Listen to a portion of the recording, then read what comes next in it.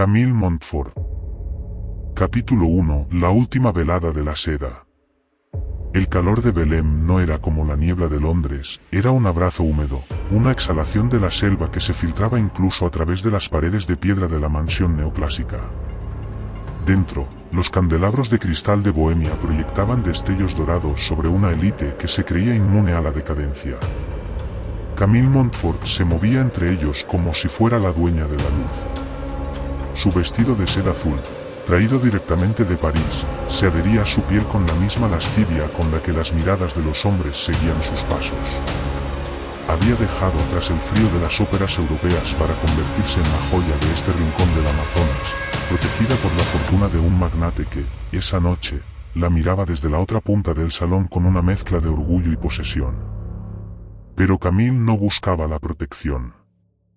Buscaba la atención.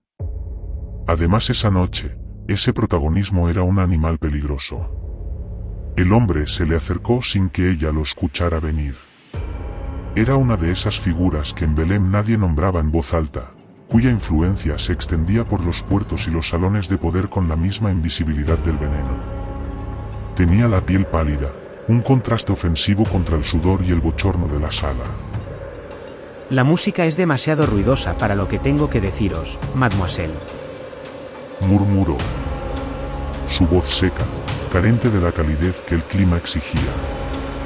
Camille sonrió, un gesto ensayado frente a cientos de espejos.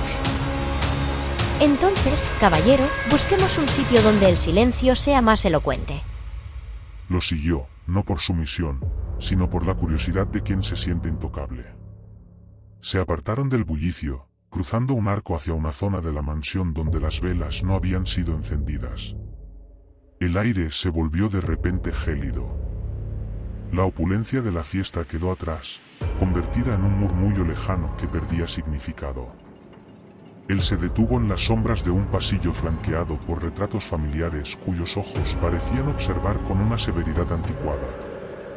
No hubo palabras de cortejo ni preámbulos.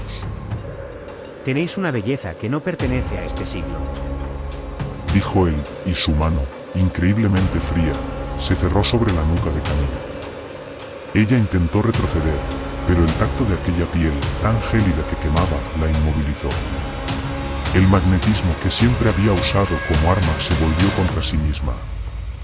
El hombre se inclinó antes de que pudiera gritar, y de que el aire de la mansión pudiera transportar su pánico. No fue un beso. Fue un impacto.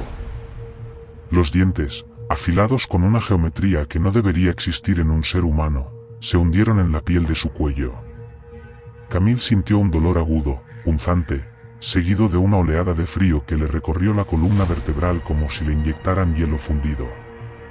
Sus manos buscaron aferrarse a la solapa del atacante, pero sus dedos solo encontraron una tela que se parecía a seda antigua y seca.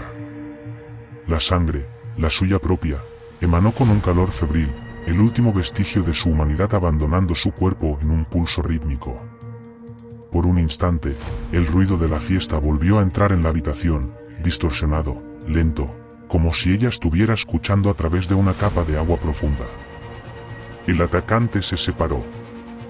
Su rostro, antes una máscara de elegancia, lucía ahora una mancha escarlata que no se extendía, sino que parecía ser absorbida por su propia piel. No habéis muerto, susurró él, con una voz que era el sonido de las hojas secas siendo aplastada. Habéis sido reclamada. Camille cayó al suelo, el mundo girando en una espiral de sombras. Sus dedos buscaron la herida en el cuello, sintiendo la carne desgarrada, abierta, un cráter de dolor donde antes residía su pulso. El pañuelo de seda que portaba en la muñeca quedó empapado, un trozo de tela blanca convertida en un recordatorio de lo que acababa de perder. El alarido de agonía cortó la música del salón principal como un cuchillo, dejando a los invitados en un silencio de piedra. Por un segundo, el magnate dio un paso al frente, con el rostro endurecido por la contrariedad, más que preocupación. En sus ojos brillaba el miedo a un escándalo que desluciera su velada perfecta. Hizo una seña imperativa a los músicos para que retomaran la melodía, ordenando con un gesto seco que nadie se moviera, mientras la curiosidad mórbida de la élite chocaba contra el peso de su autoridad. Solo cuando la calma volvió a instalarse, más denso que antes, permitió que un par de sirvientes, los únicos lo suficientemente invisibles para ser prescindibles, corrieran hacia la zona de las sombras. Cuando los sirvientes llegaron, ella permanecía acurrucada en la oscuridad, temblando con una fiebre que no venía del clima tropical, sino del abismo. El hombre ya no se encontraba en el lugar. Solo quedaba el rastro de un perfume amargo y el horror, uno que, días después, los médicos llamarían fiebre pulmonar para ocultar la realidad, que Camille Montfort ya no estaba enferma. Estaba naciendo. Mientras la penumbra de la habitación se volvía extrañamente nítida, ella observaba el polvo suspendido en el aire, no en forma de partículas inertes, sino como una danza de vida que ella ya no compartía. El aroma de los lirios del salón principal, que antes le resultaba embriagador, ahora le llegaba igual que una descarga eléctrica, punzante y excesiva, al tiempo que sus oídos captaban, con una precisión dolorosa, el latido del corazón de un sirviente que se acercaba al umbral, ruidoso y desesperante como un tambor lejano. El hambre no era en su estómago, más bien en su sangre, una sed insaciable que reclamaba un tributo que la cantante aún no comprendía, pero que su cuerpo ya empezaba a exigir.